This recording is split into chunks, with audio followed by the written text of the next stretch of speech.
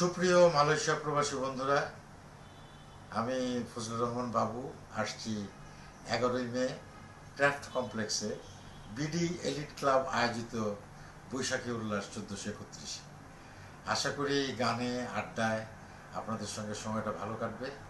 আমি আসছি, আপনারা আসছেন তো? সবাই ভালো থাকবেন। হ্যালো মালয়েশিয়া প্রবাসী বন্ধুরা, আমি শফি মণ্ডল আসছি আগামী 11 মে মালয়েশিয়ার কুয়ালালামপুর ক্রাফট কমপ্লেক্সে বিডি এলিট ক্লাব আয়োজিত বৈশাখী উল্লাস 1411 অনুষ্ঠানে।